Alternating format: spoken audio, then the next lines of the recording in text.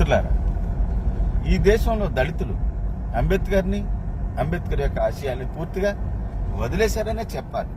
విగ్రహాల మీద పడ్డారు. జయంతులు వర్ధంతులు మాత్రమే చేసే కార్యక్రమాల్లో ఉన్నారు మిత్రులారా. ఆయన యొక్క ఆశయాల్ని పూర్తిగా పక్కన పెట్టేశారు. ఆయన ఆత్మకు శాంతి కలగాలంటే అంబేద్కర్ యొక్క ఆశయాల్ని రియలైజ్ చేయడానికి, ప్రాక్టికల్ గా మెటీరియలైజ్ చేయడానికి ప్రయత్నం చేయాలి తప్ప ఈ వర్ధంతి జయంతి ఉత్సవాలు కాదన్న విషయాన్ని ప్రతి ఒక్కరూ గమనించాలి. వర్ధంతి జయంతి చెయ్యాలి, కానీ దానితో పాటు అతి ప్రధానమైంది ఆయన యొక్క ఆశయాన్ని ముందుకు తీసుకెళ్ళడం.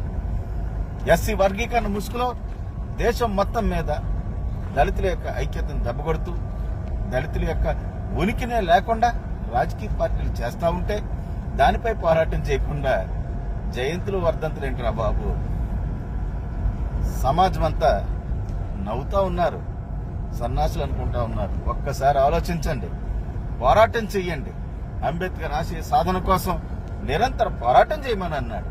అంతేకాని ఈ జయంతులు వర్ధంతులేంటి, దండేసి మరుసటి రోజునే అందరూ జై భీమ్ జై హింద్ చెప్పేసి పోతా ఉన్నారు. ఇది కరెక్ట్ కాదు మిత్రులారా.